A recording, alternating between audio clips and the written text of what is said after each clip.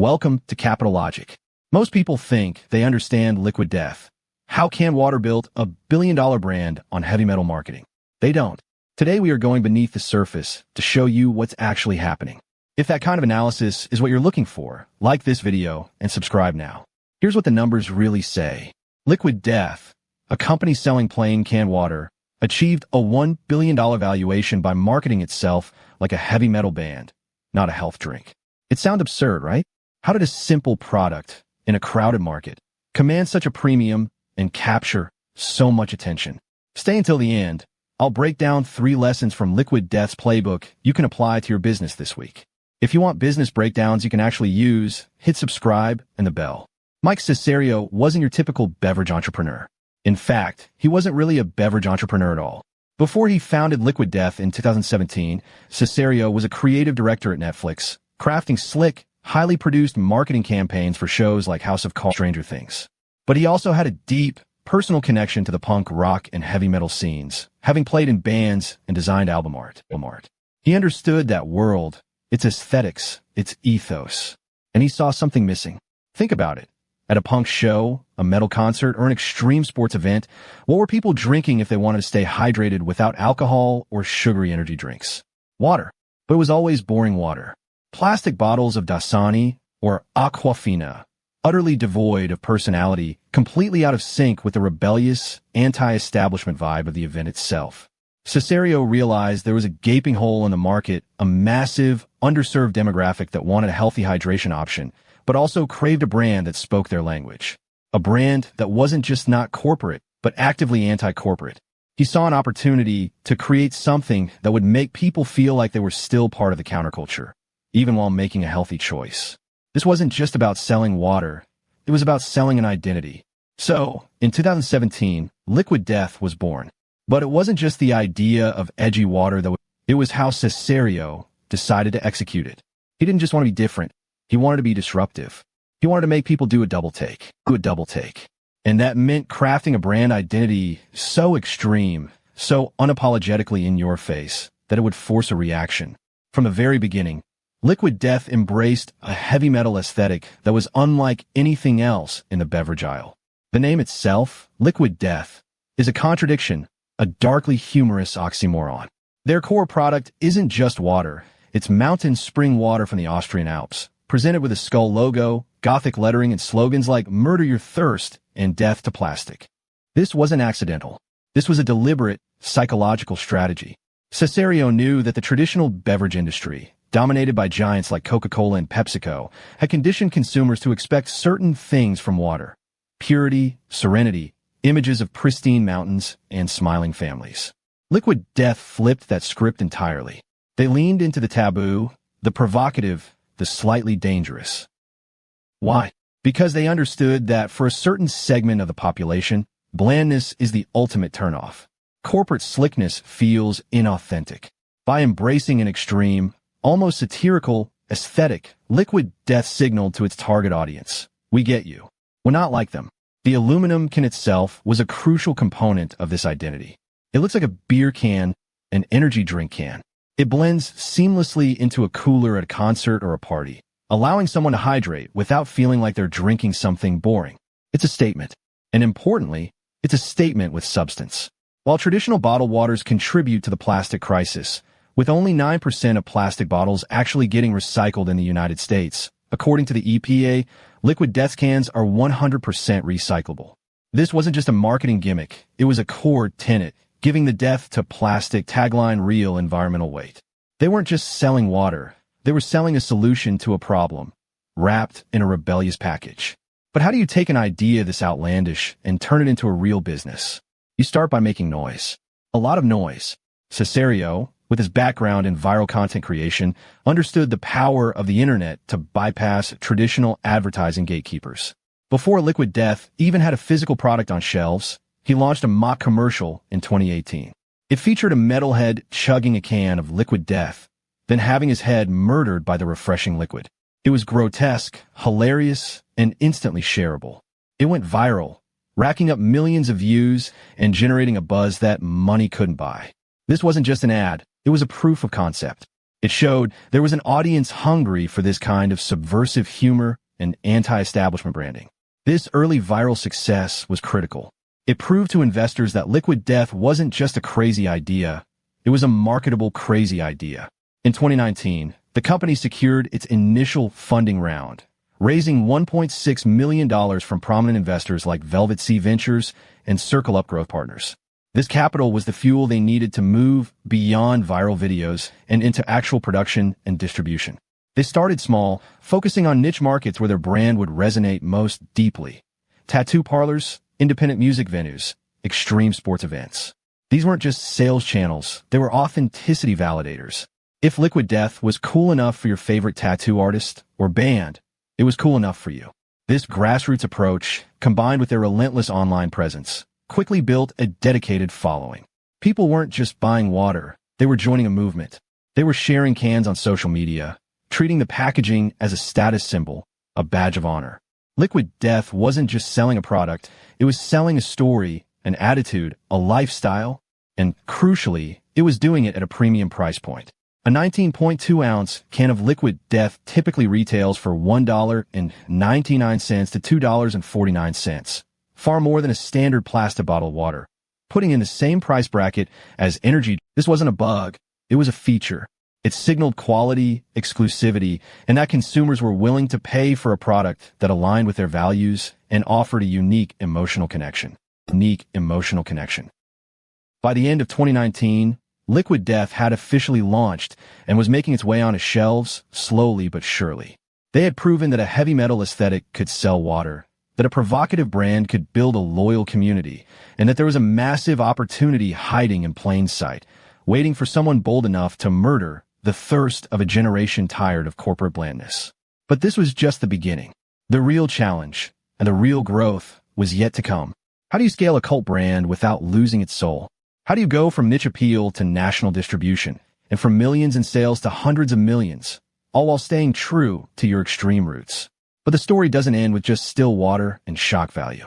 Cessario and his team understood that to truly murder thirst and plastic, they needed to expand their arsenal. In 2021, Liquid Death introduced Dead Man's Peak, their sparkling water offering, a natural progression for a brand already challenging the norms of hydration. This wasn't just about adding bubbles. It was about demonstrating versatility while staying true to their core identity. And then came the flavors, Bury It Alive and Mango Chainsaw, launched in 2022. These weren't subtle, pastel color concoctions.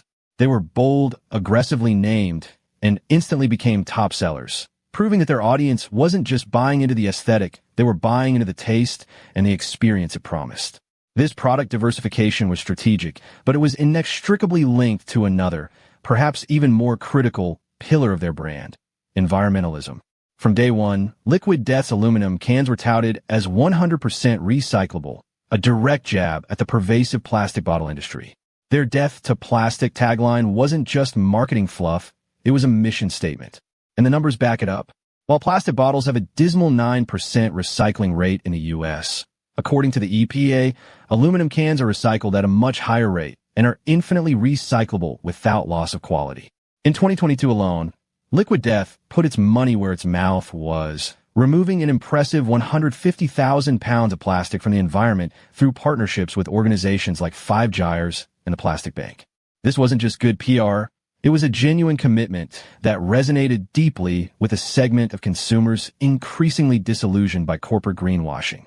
They weren't just selling water, they were selling a guilt-free way to hydrate, a way to align your consumption with your values. And this alignment, this powerful combination of their Death to Plastic tagline wasn't just marketing fluff, it was a mission statement. And the numbers back it up. The initial funding round in 2019 raised a modest $1.6 million. Fast forward just a few years, and the trajectory is nothing short of meteoric. In 2022 alone, Liquid Death generated over $130 million in retail sales. Think about that. A brand selling water more than doubled its 2021 revenue of $45 million in a single year. By March 2023, they announced they had surpassed $263 million in cumulative retail sales since their 2019 launch. This wasn't just organic growth, it was fueled by significant investor confidence. By early 2023, Liquid Death had secured over $125 million in total funding, attracting a diverse group of investors from Live Nation to Science Incorporated and even celebrity figures who saw the undeniable potential.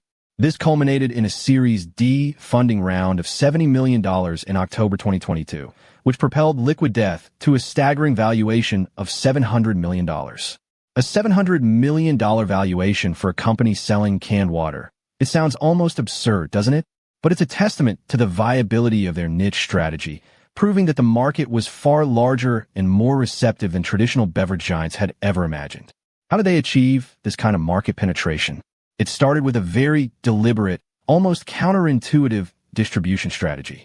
Instead of aiming for supermarket shelves from day one, Liquid Death initially focused on places where their target audience naturally congregated: tattoo parlors, independent music venues, and extreme sports events. This wasn't about mass market appeal. It was about building authentic street cred, establishing themselves as the drink for a specific subculture before attempting broader market entry. This grassroots approach created a loyal following, a cult following, that then demanded the product be made more widely available. And it worked. By 2023, Liquid Death was available in over 60,000 retail locations across the U.S., including major players like Whole Foods, 7-Eleven, and Target. They had successfully transitioned from niche darling to commercial juggernaut, all without sacrificing their core identity. But the real genius of Liquid Death goes beyond mere sales figures or distribution deals. It lies in the profound psychological appeal of death to plastic.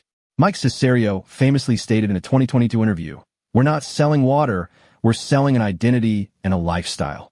And he was absolutely right. This isn't just about hydration, it's about making a statement. It's an act of rebellion against the bland, the corporate, the environmentally irresponsible. When you pick up a Liquid Death can, you're not just choosing a beverage, you're choosing to align yourself with a brand that's irreverent, authentic, and environmentally conscious. Their marketing campaigns, like the Cutie Palooties featuring animated plastic waste characters or the intentionally worst commercial ever, weren't just funny, they were deeply resonant. They tapped into a collective frustration with traditional advertising and environmental hypocrisy.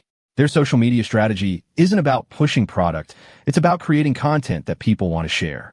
Their YouTube channel boasts over 3 million subscribers, a number many established beverage brands can only dream of. This isn't just a marketing channel. It's a community hub, a place where fans engage with the brand's unique humor and mission. The Thirst Murderers podcast, featuring interviews with unconventional personalities, and the Greatest Hates album, turning actual hate comments into heavy metal anthems, further solidify this sense of belonging and shared identity. Brand's network effect is powerful. People don't just drink Liquid Death, they display it. The distinctive can become a status symbol, a fashion accessory, a conversation starter. Consumers share their cans on social media, amplifying the brand's message organically. It's a testament to the power of storytelling and positioning that a commodity product like water can inspire such fierce loyalty and become a cultural touchstone. They've built a brand that isn't just consumed, but worn. This wasn't an accident. It was a meticulously crafted strategy that understood human psychology, tapped into a deep-seated desire for authenticity, and dared to challenge every convention of the beverage industry. Liquid Death didn't just sell water, they sold a feeling, a rebellion, a community. And in doing so, they created something far more valuable than just a drink. They created a movement. Now here are 3 lessons from Liquid Death's playbook you can apply to your own business. Lesson 1. Authenticity builds fierce loyalty. Define your brand's unique voice and stick to it, even if it's polarizing, to attract a dedicated customer base. Liquid Death didn't try to appeal to everyone. They leaned into their niche, and that's why their fans are so passionate. Lesson 2. Transform commodities with strong narrative. Craft a compelling story and unique identity for your product or service to differentiate it and command premium pricing. They took plain old water and gave it a heavy metal, anti-corporate soul. Suddenly, people were paying more for it. Lesson 3. Leverage viral, unconventional marketing. Focus on creating shareable, provocative content that generates earned media and reduces reliance on traditional advertising spend. From their death to plastic campaigns to their Super Bowl ads that didn't even show the product, Liquid Death consistently pushed boundaries, getting millions of eyeballs without breaking the bank. If you want more business breakdowns you can actually use, subscribe. I'll see you in the next one. Now you know what most people never bother to find out about Liquid Death. How can water build a billion-dollar brand on heavy metal marketing? The question is what you do with that knowledge. Subscribe to Capital Logic for more breakdowns like this one, and hit the notification bell so you catch every episode. The next case study drops soon.